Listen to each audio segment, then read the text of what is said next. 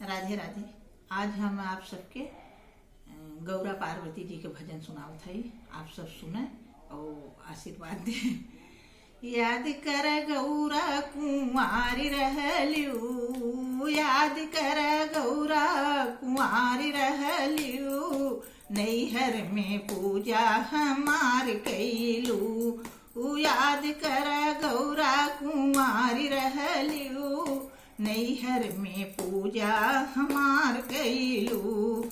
बगिया बगीचा से भंगिया लियायू, बाग बगीचा से भंगिया लियायू, भंगिया लियायू गौरा भंगिया लियायू, भंगिया से पूजा हमार कैलू, भंगिया से पूजा हमार कैलू, नैहर में पूजा हमार कैलू। याद कर गौरा कुंवारी रहलियू, याद कर गौरा कुंवारी रहलियू, नैहर में पूजा हमार कैलू। गंगा जमुनवा से जल भरी लायू, गंगा जमुनवा से जल भरी लायू, जल भरी लायू गौरा जल भरी लायू। जलवा से चरण हमार धोवलियू, जलवा से चरण हमार धोवलियू, नैहर में पूजा हमार कैलू। याद कर गौरा कुंवारी रहलियू, याद कर गौरा कुंवारी रहलियू, नैहर में पूजा हमार कैलू। घिस घिस चंदन डिबिया भरवलियू, घिसी घिसी चंदन भरलियू डिबियवा, भरलियू डिबियवा गौरा भरलियू डिबियवा। चंदन से टीका हमार कैलू, चंदन से टीका हमार कैलू, नैहर में पूजा हमार कैलू।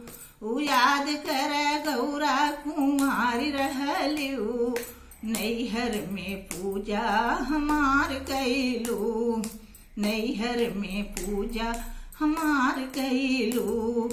तिजिया के दिन हमरी कैलू बरतिया, तिजिया के दिन हमरी कैलू बरतिया, कैलू बरतिया गौरा कैलू बरतिया, कैलू बरतिया गौरा कैलू बरतिया। निराजल व्रत उपवास कैलू, निराजल व्रत उपवास कैलू, नैहर में पूजा हमार कैलू। याद कर गौरा कुंवारी रहलियू, याद कर गौरा कुंवारी रहलियू, नैहर में पूजा हमार कैलू, नैहर में पूजा हमार कैलू।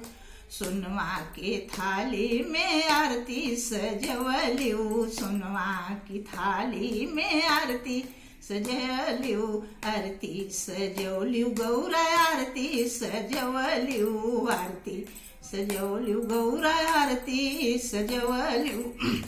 अरे सुबह शाम आरती हमार कैलू, सुबह शाम आरती हमार कैलू, नैहर में पूजा हमार कैलू, नैहर में पूजा हमार कैलू।